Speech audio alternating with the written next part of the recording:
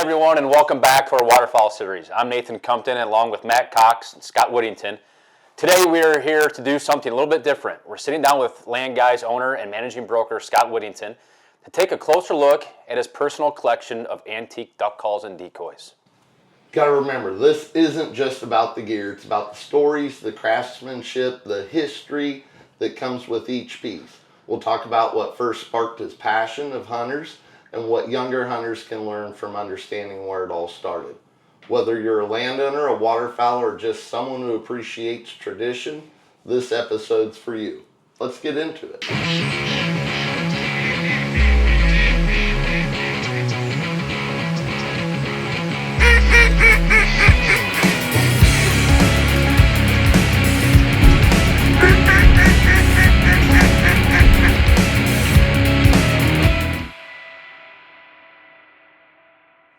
A lot of seasoned decoy collectors know a big name from Oglesby, Illinois, Heck Whittington. And obviously that's, he's an uncle of yours. Tell me, I don't know, is that how you kind of started with the decoys? It is, yep. He's my great uncle. I remember going down into the basement where he did all of his carving as a kid and going down there and seeing all the stuff hanging on the walls and on the floor everywhere, and always intrigued by that. Yeah. So was he a carver for like a certain duck club, or is he just kind of a carver for like the Illinois Valley area? I think he's just general carver. I don't really know of a named duck club that his name was associated with. Yeah, just like mostly mallards, or did he do crows and shorebirds? Mostly ducks. Mostly ducks. Yeah, mostly ducks. Mallards. I would just draw a blank on that. Pintail, we tried to get you a set of pintail at one time, and they were worth a little more than we thought. Yeah, they were. Yeah, he did mallards, he did pintails, he did some longtail ducks and so forth like that. I started probably in the 30s, late 30s is when he probably started some of his earlier model ones. I think he probably looked at a lot of walkers initially, early on in his life. But then he started corresponding with Shang Wheeler, which is an East Coast carver, and you can kind of see where his styles changed from being more long and narrow into a little bit more wider body.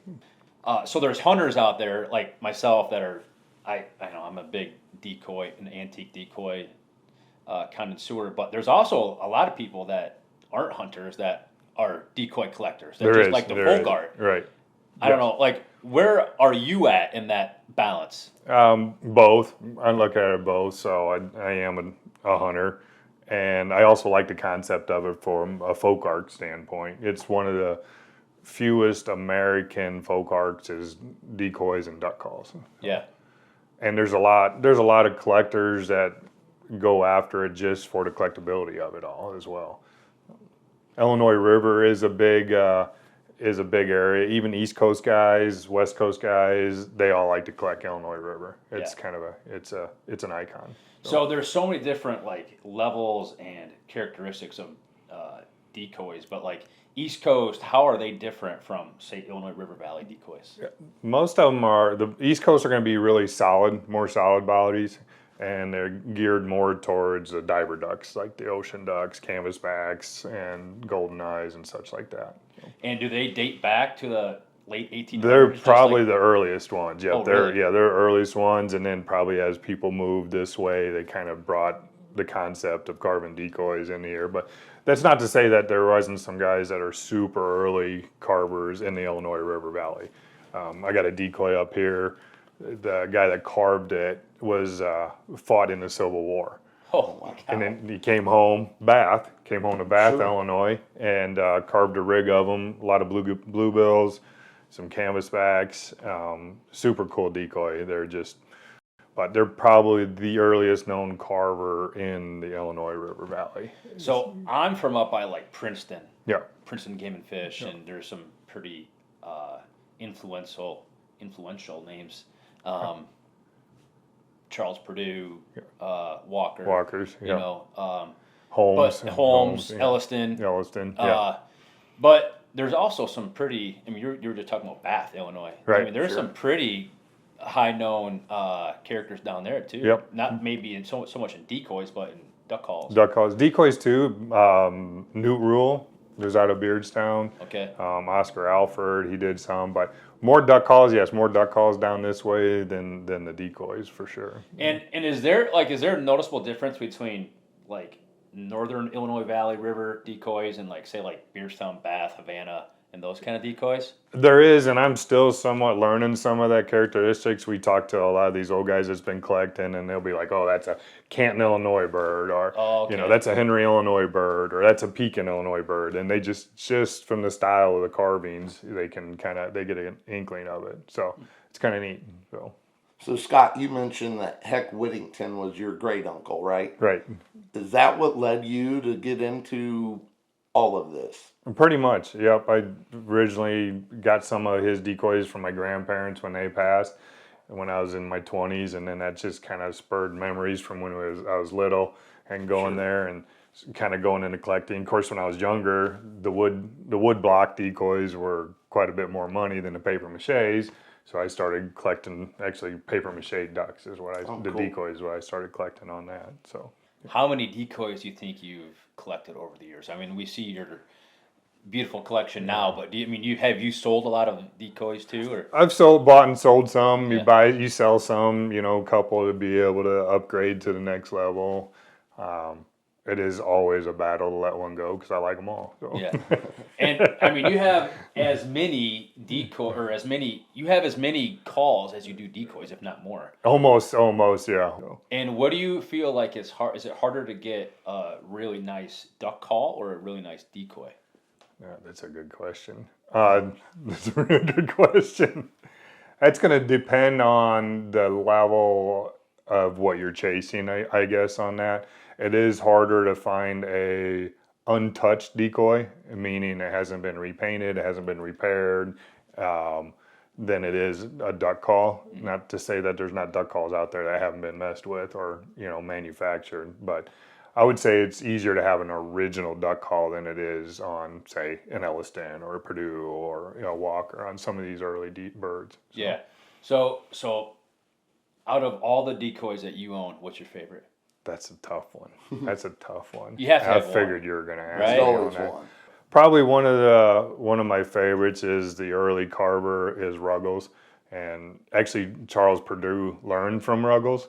Oh wow! And cool. Yeah, so he's got one of the best form decoys in the Illinois River Valley as far as I'm concerned. Like collectible decoys is a big thing. Is form, paint is some of the top characteristics of what makes a decoy collectible. And I think Ruggles seems to have nailed it on the form side of it, and then his paint is very good as well. So my favorite, like if money was not an option and I could pick one decoy that I could put on my mantle, it would be a Walker pintail.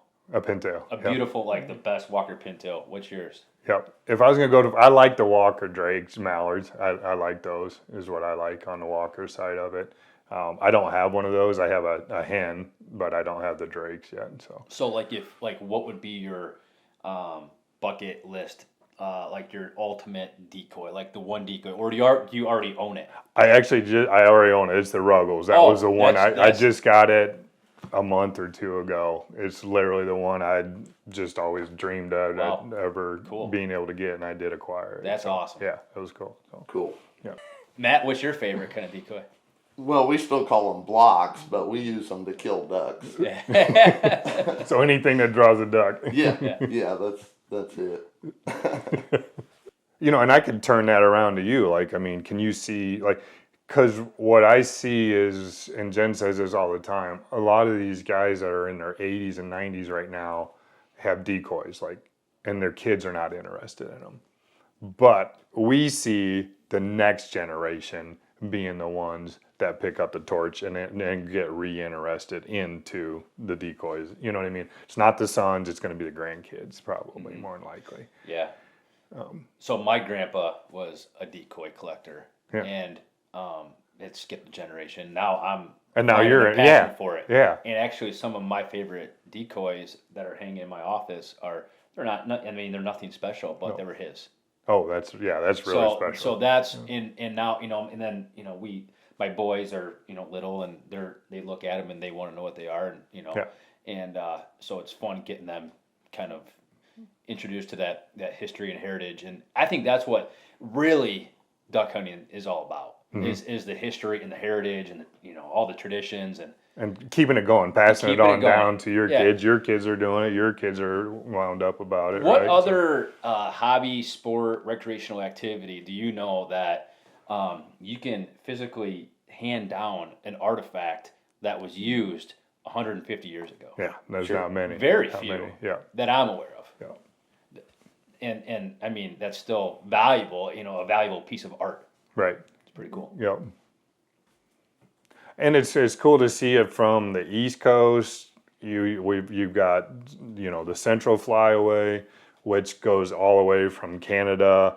You got everybody kind of classifies them as, oh, that's Canadian bird, that's Wisconsin bird, that's a Minnesota bird. You got it all the way down from Illinois, all the way down into Louisiana. And then you got the far west coast. You got a lot of California carvers too. There's a bunch of guys out there that collect and carve the decoys that were made out there. So, Well, in my area didn't have, obviously we had the duck calls and stuff and peking and whatnot, but we were more known for like our biologists and stuff of that area. You got the Havana, Illinois, so now all of a sudden you got Ducks, Geese, and Swans of North America written by Frank Belrose, and then you got Stephen Havera, who I just helped sell a property for, and that's, he's got books out there, and then you've got the outlaw stuff going on. We've got the Ham Boys that wrote the book, The Last of the Market Hunters, and that was a real tradition on the Illinois River. That's how those guys survived the Great Depression. yeah. They went duck hunting and they sold them to a Chicago market, and that's how they survived the. Yeah, they packed them into 55-gallon barrels with ice and shipped them on the rail. Yeah. And it was really cool. I mean, you got me hooked up with that Stephen Havera, and got a couple push poles from Rice Lake area, which is just huge history. Known to be from there. Yeah, yep, exactly. And I talked to a guy the other day. He was in his 80s. He was telling me, and we got talking, and he knew exactly where that club was, who I was talking about, and the guy that Havera bought the property from, and the guy before that. He knew the whole story. Like, he's like, there's only been like 3 people that's owned that property before you sold it. It's pretty wild. Yeah, it's a neat story. So Scott, I guess I've got a question. How do you see your collecting move on in the future? From the traditional world to the future. What do you see as an outcome? I see the tradition of the collectability of it continuing on, just due to the fact that it is still the first American folk art that there is. So I do still see that continuing on. But through meeting different people that collect these vintage stuff, I'm running into people that are carving. That they're actually continuing the tradition of carving decoys. I got a buddy in South Carolina, a couple of them down there that are actually carving duck calls too, and they're taking it to a pretty good level. They actually work, they look good, and they're selling. Some of these are coming up on auction now, so more people are collecting what we would consider contemporary calls now. So I see it continuing on with some of these younger generations, and it'd be even cool to see, put a carving knife in your kid's hand, give them a block of wood. Yeah. Get them some paint. It'll be kind of neat. So. And I don't think, in terms of value, they're not making any more Charles Purdue decoys. Right. Yeah. What's here is here. Right. They're not making any more Yeah. Purdue decoys. Walker. They're not making any more land. It's kind of the same thing, right? Yeah. Like we're all in the same kind of spectrum here. So I think that's what keeps it so valuable. And this stuff is 150 years old. I'm not here to say that Avery decoys or Higdon decoys, the stuff that we're using now for our real hunting spreads, are going to be worth, what these decoys are worth now. But but these decoys will hold their value and always hold their value. And I always think, maybe I'm wrong, but I feel like there's always going to be somebody out there that's going to want to own these decoys. I agree. There's just too much history, too much nostalgia involved with them. And like I said, I think maybe it'll skip a generation moving forward. Like you said, you're interested, in them. It skipped a generation with you, but I think the desire and demand for them is always going to be there. Well, and I think the waterfowl heritage is here. It's not going away. Our duck hunting can get worse. Our it can get worse or better, but it's not going away anytime soon. Right. Yeah. Yeah, that duck hunting heritage is deep. It is. It is Big. deep. There is. And I mean, it gives me kind of chills to even think about it. But like, I mean, where I grew up in Bureau County, Illinois, and Fulton County, Illinois, and Schuyler County, this stuff is real. And I mean, it's generations of born into it, hunting the river bottoms. Come fall, that's what they did. Yeah. Yeah. And that, even if kids grow up not hunting, they know that dad did, and it's cool that dad hunted over this decoy 80 years ago, and maybe dad's gone someday. That's something that they can remember dad by. Yep. And more than likely they're gonna, since there's more education on this stuff, they're more likely gonna hold on to it. Yeah. Instead of back in the day when plastic decoys come out, a lot of these wood decoys just ended up in a burn pile. Yeah. It's just crazy. You hear stories of them. They're burning 50, 100 of them at a time. Yeah. So. My grandpa tells a story. I probably told you this already. But he remembers hunting with his grandfather back in the 10s and 20s, and maybe early 30s. But when they were hunting and they'd get cold, he would start a fire and they'd throw Purdue decoys in the fire. They weren't worth. They were like the broken bills, chipped whatever. or whatever, splitting apart. Yeah. Throw it in the fire. Yeah. Keep warm. So yeah. And there's so much more than just decoys and duck calls. I mean, you got the waterfowl guns, you got skiffs, you got a lot of waterfowl related things. Just everything that just kind of goes along with it. People are collecting live duck boxes or live duck. They used to hunt with live ducks back in the day. So people are even collecting. Matter of fact, I called you. I was at a garage sale and there was a stack of decoy books. Yeah, Remember? those are great I reference called you, I'm models. like, hey, what are these worth? Are they? Yeah. I just think they're cool. Yeah. Because they explain so much about these decoys that we all love so much, and there's so many different carvers and different species, and it's just cool to find get information about all that. It is. That was not good, but you can cut that out. Oh, that was good. Jim's like, you had me. Well, I'm like that at a yard sale. I'm asking him, it's cool. Yeah. And the fact that you can find stuff like that at a yard sale is kind of what keeps some people going too. Like, Yeah, in the wild they call it. they call it in the wild. They I found this in the wild. So you hear about all those stories, like the older guys that we know that we talk about. They talk about going in to talk to Mrs. Jones, and they've got decoys stacked in the attic that haven't been seen in 50 years, and and this is 30 years ago. And so finding one in the wild, we kind of think that's not really a possibility, kind of a thing. But the other day, I got a phone call, and the guy called me and said, "Hey, I know you've been looking for a Beckhart duck call." He's like, "I got something for you." And I'm like, "What's going on?" And everybody kind of wants to know where it's come from, where the history of it is and whatnot, just to make sure it's kind of legit and if there's anything to it. He's like, "You're not going to believe this. The older guy that has it found it in his grandfather's safe." He's like, "It's never been touched in the reed. You know how the old reeds, they had the metal reeds, and they would just slowly scrape them to get that little turn on the end of it. This thing is not been touched since Beckhart touched it." Wow. It's the craziest thing, and the fact that it sat in this guy's safe for since he got it. And then all the way through his sons, and then his grandsons, the one that found it, and his grandson's probably in his 70s or 80s. Whoa. So That is it's insane. pretty cool. It's pretty cool when you hear stories like that. Then that's what keeps you going. Yeah. So So a lot like land. I mean, obviously we know land pretty well, but and every piece of land has its own story, and it's up to us and whoever is the landowner to develop their own story on the piece of land. But what's cool is all these decoys and calls, they have their own story, whether you know it or not.